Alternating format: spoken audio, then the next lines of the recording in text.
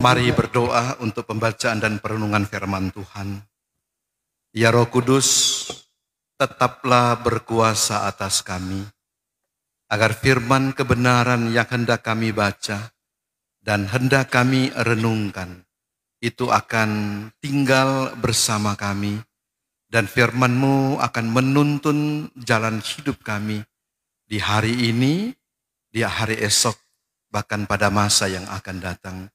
Berfirmanlah Engkau saat ini Bapa, kami siap sedia mendengarkan firman-Mu. Amin. Mari kita buka dalam kitab Efesus pasal 4, dibaca ayat 17 hingga ayatnya yang ke-24. Efesus pasal 4, ayat 17 hingga ayatnya yang ke-24 dari bahagian perikop tentang manusia baru. Sekali lagi Efesus pasal 4 ayat 17 hingga ayatnya yang ke-24 dari perikop tentang manusia baru. Sebab itu kukatakan dan kutegaskan ini kepadamu di dalam Tuhan. Jangan hidup lagi sama seperti orang-orang yang tidak mengenal Allah dengan pikirannya yang sia-sia dan pengertiannya yang gelap, jauh dari hidup persekutuan dengan Allah, karena kebodohan yang ada di dalam mereka dan karena kedegilan hati mereka. Perasaan mereka telah tumpul, sehingga mereka menyerahkan diri kepada hawa nafsu dan mengerjakan dengan serakah segala macam kecemaran. Tetapi kamu bukan demikian. Kamu telah belajar mengenal Kristus.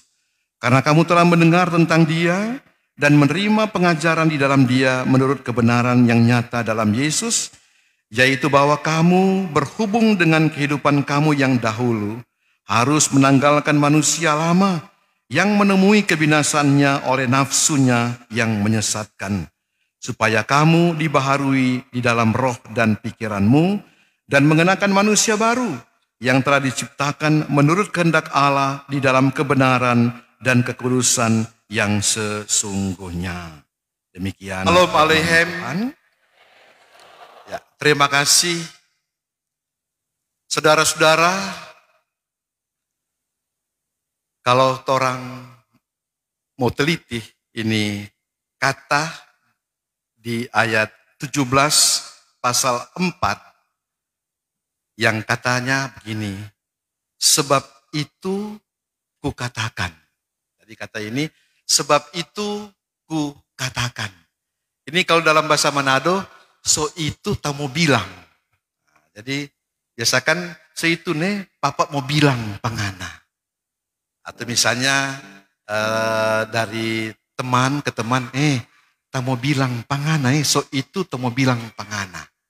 Nah, dari kalimat ini itu mengandung arti atau makna bahwa sebenarnya ada sesuatu yang sudah terjadi pada masa lalu atau baru kemarin, minggu lalu.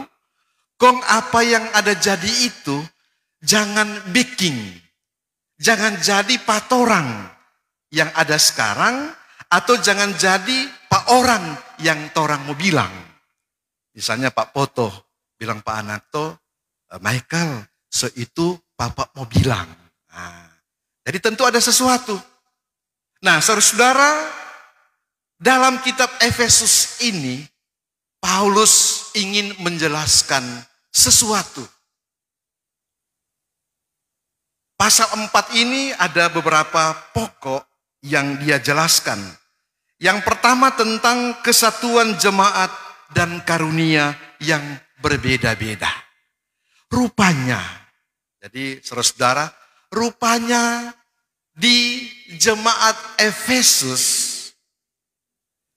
ketika ada orang yang memiliki karunia untuk bernubuat, karunia untuk mengajar, karunia untuk berdoa. Nah, orang-orang yang memiliki karunia itu seakan-akan dorang pe status kerohanian, dorang lebih tinggi daripada siapa? daripada orang-orang yang nyanda ada karunia. Mengakibatkan apa?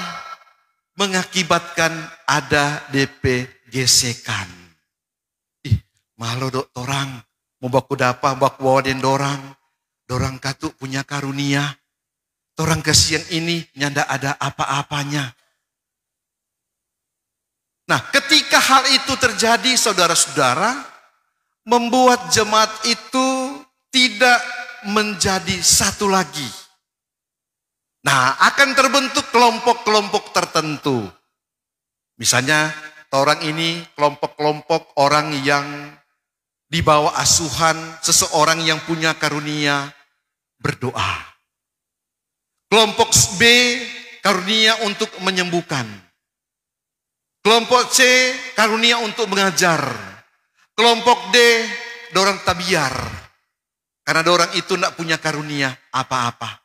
Dan pada akhirnya apa, saudara, yang terjadi? Tidak ada kesatuan dalam jemaat. Ini merupakan problem, merupakan masalah yang dihadapi oleh Paulus. Karena dia sudah mengajarkan tentang kesatuan di dalam Kristus. Manusia itu memiliki talenta karunia yang berbeda-beda satu dengan yang lain. Tetapi tujuannya satu, untuk memuliakan nama Tuhan. Jadi kalau orang ada di jemaat ini, memang kita jaga taruh kira orang memang gereja khususnya Gemim. Kadang-kala orang malu menampakkan orang pejati diri, identitas yang mungkin diberikan karunia Tuhan untuk melakukan sesuatu. Misalnya, Ibu Jatiningsi punya karunia untuk berdoa menyembuhkan orang sakit. Atau Ibu Yudit Kaike punya karunia untuk mengajar orang lain. Orang Bapak TG punya karunia misalnya untuk mengetahui sesuatu yang akan terjadi pada masa yang akan datang. Misalnya dia bilang begini, kamu untuk besok jangan pergi nih. Karena kita mendapatkan marifat. Itu marifat itu sesuatu yang kita sulia, yang mau jadi esok. Jadi kalau kamu mau pergi, kasih batal Joy, jangan pergi. Nah kadang-kadang orang-orang Gemim malu. Apalagi karunia untuk apa? Mengeluarkan roh-roh jahat.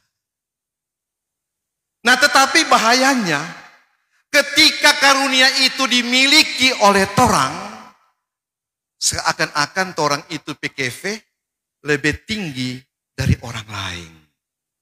Walaupun memang Bapak Ibu jujur, saya mau katakan, jujur, dari dulu orang bilang begini, Gemim itu tidak ada Roh Kudus. Siapa? Tidak ada Roh Kudus.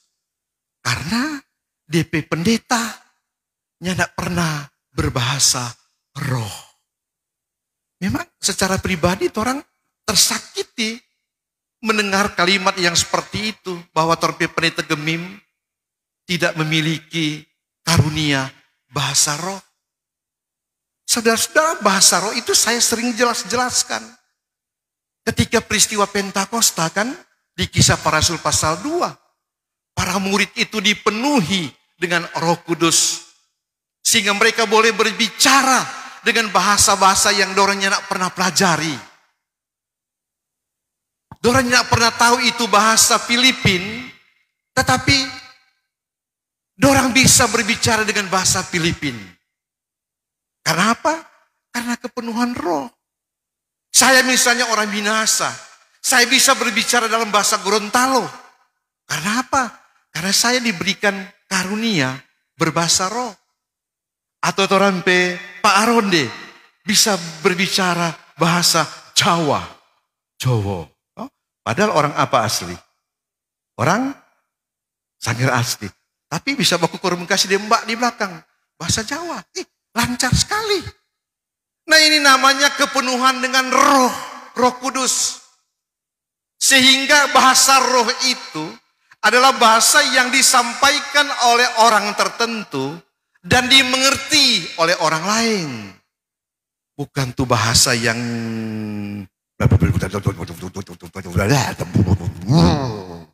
bukan seperti itu. Nah, saudara-saudara, mengantisipasi agar supaya kesatuan jemaat itu tetap bagus, maka Paulus dia tulis DP surat yang torang ada baca saat ini. Sebab itu kukatakan dan kutegaskan. Ini memang dia so sadiki bikin catatan, so tanda petik, kon dia garis bawah lagi. Sebab itu kukatakan dan kutegaskan kepadamu di dalam Tuhan. Jadi ini bukan di luar Tuhan. Jadi kutegaskan kepadamu di dalam Tuhan, jangan lagi ngoni kamu hidup seperti orang-orang yang tidak mengenal Tuhan, yang pikirannya selalu sia-sia. Saudara-saudara, orang yang pikirannya tidak mengenal Tuhan, DP pikiran itu selalu terungkap dalam kata-kata. Memperkatakan segala sesuatu yang mengecewakan orang lain. Memperkatakan sesuatu yang mendukakan hati Tuhan. Itu adalah orang-orang yang memiliki pikiran yang sia-sia. Karena pikirannya itu bukan diatur oleh Roh Tuhan atau Roh Kudus, tetapi pikirannya diatur oleh kuasa iblis, kuasa jahat, yang di dalamnya ada iri, dengki, benci, dendam, amarah, dan lain-lain sebagainya. Paulus bilang, kasih hilang semua itu, singkirkan semua itu. Karena apa?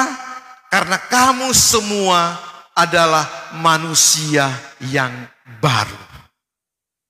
Manusia yang baru berarti semuanya itu baru. DP pikiran baru, DP perkataan baru, DP tindakan baru. Nah, ketika orang yang so baru, Bapak Ibu, ketika orang yang so baru, kontora masih menggunakan sesuatu yang lama, tetap itunya tidak sempurna. Ya toh, orang beli baju yang baru, toh, baju yang lama orang harus jangan pakai ulang. Apalagi itu baju lama itu subuh kete, biar baju harga 1 juta, orang so pakai sekarang.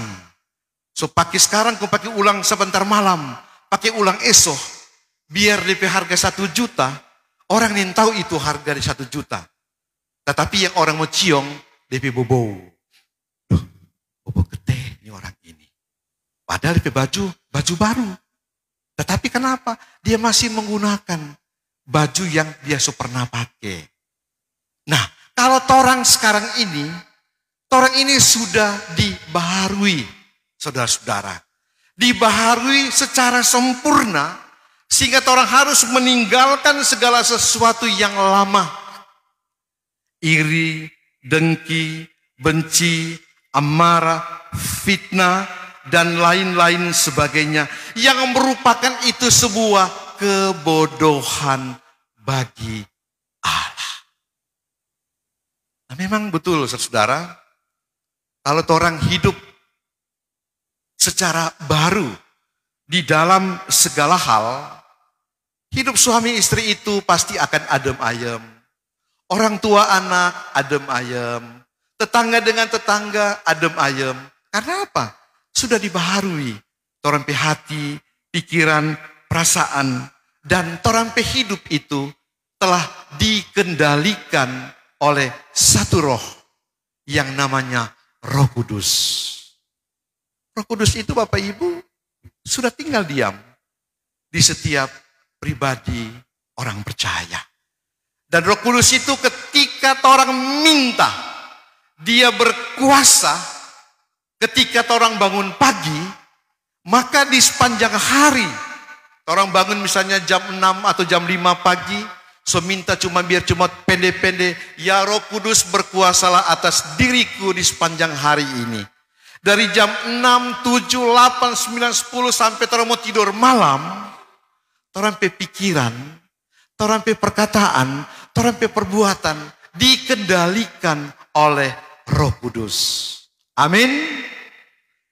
Nah, kalau dikendalikan oleh Roh Kudus, maka pasti orang itu akan dikagumi.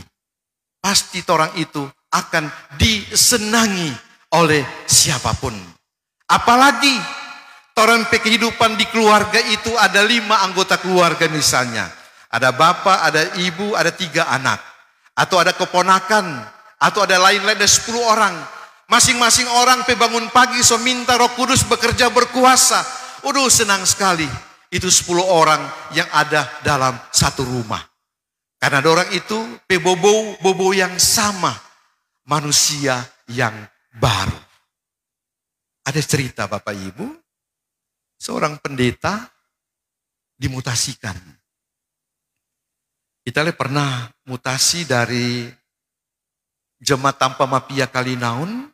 Mau pergi di jemaat Tabita Air Madidi. Jadi waktu itu kita kata ada ayam. Kita ada ayam, kita ada anjing. Ya, jadi kata mau mutasi, bawa itu binatang dengan yang lain-lain. Nah, ada satu pendeta, pada waktu dia memutasi, di Pecendera Kasih, ada kata roite, marah, deng wawi, deng babi. Bayangkan.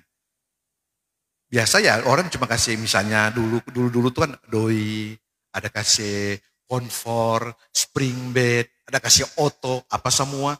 Ini kebetulan pendeta memutasi, kasih babi. No, ada berapa keluarga kasih babi yang tantu katu, nyandak sama toh, nyandak kakak ade. Misalnya babi yang ibu Moli kasih, tentu di papa di mama beda dengan babi yang mau kawin ada kasih. Sama itu nama. Misalnya contoh toh, atau beda dengan Pak Poto kasih. Jadi DP induk itu beda-beda semua. Nah biasanya kata Bapak Ibu, namanya binatang toh, baku-baku beda, tetap dorang mau apa? Bakalai, pasti mau bakalai. Anjing saja, penamile pe anjing, misalnya baku dapat deng toren diaken maana pe anjing, baku dapat langsung kan namanya anjing. Baru baku beda kata DP bobo apa semua. Nah ini pendeta berpikir begini, aduh kalau kita mau bawa ini babi, mau lapas di satu kandang, mau baku bunuh dorang ini. Dapat hikmat. Aduh bayangkan, dapat kita bilang dapat hikmat, Bapak senap di belakang so tertawa. Dapat hikmat apa? Ternyata gampang sekali GTN untuk mempersatukan dorang. Jadi pada waktu itu babi kan di kurungan masing-masing. Semua lepas di jemaat baru. Ini pendeta langsung ambil minyak kayu putih. Dia gosok di babi nomor 1. Dia gosok di babi nomor 2. Nomor 3, nomor 4, 5, 6, 7, 8, 9, 10. Semua babi dia gosok dengan minyak kayu putih. Selesai gosok, dia lapas satu-satu di satu kandang. Semua baku-baku baik, baku-baku sayang, nyandak baku-baku marah. Ternyata apa KTN? Dompe bobo sama, bobo minyak kayu putih. Sedangkan binatang boleh mencium bobo yang sama, adem ayem. Apalagi orang. Siapa? Orang Kristen. Siapa? Jemaat Gemim.